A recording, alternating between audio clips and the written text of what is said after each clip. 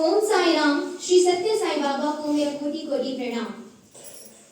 आज इस रंगमंच के माध्यम से मैं अपने स्कूल और अपने शिक्षकों का धन्यवाद करती हूँ जिन्होंने मुझे इस लायक समझा कि मैं यहाँ आपके समक्ष प्रस्तुत हो सकूँ।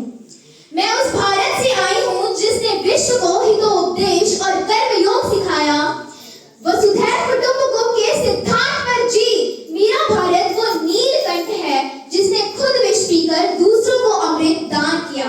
मेरा भारत कर्मण्येवाधिकार से गाता है, तीनों लोगों का स्वामी होकर भी माखन चुराता है और महाअवतार होकर भी माँ के हाथों की मार खाता है।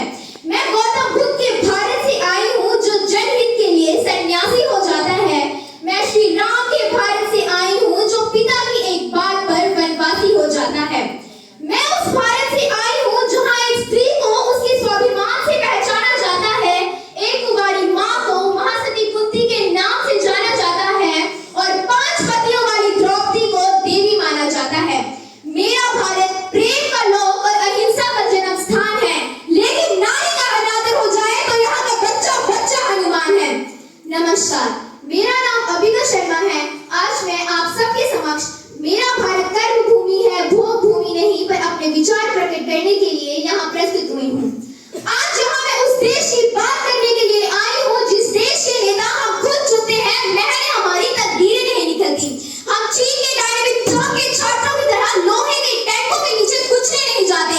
हम पोंगयांग के लोगों की तरह फौजियों के जूतों के नीचे रोने नहीं जाते।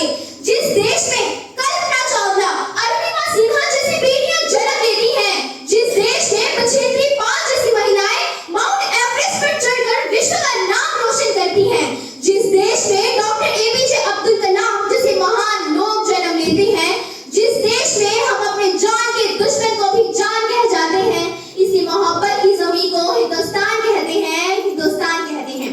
आखिर ये देशभक्ति है क्या? ये देशभक्ति कोई बहुत बड़ी सत्ता नहीं है, यह तो सिर्फ नेशन फर्स्ट सेल्फ लास्ट की एक भावना है। माँ भारती की सेवा जरूर ही नहीं है कि सरहद पर जाकर ही की जाए, क्योंकि हम ये मानते हैं कि सरहद पर खड़ा हर एक इंसान देशभक्त है, खेतों में काम करने वाला हर एक मजदूर किसान देशभक्त है।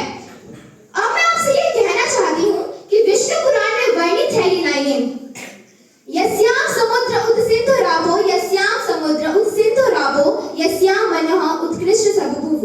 अर्थात वह भूभाग जो समुद्र से घिरा हुआ है, जिसके हिमालय दक्षिण में है, वह भाग है भारत, वह भाग है भारत। और वहां का रहने वाला हर एक नागरिक भारतीय है, चाहे वो हिंदू हो, मुस्लिम हो, सिख हो या ईसाई हो।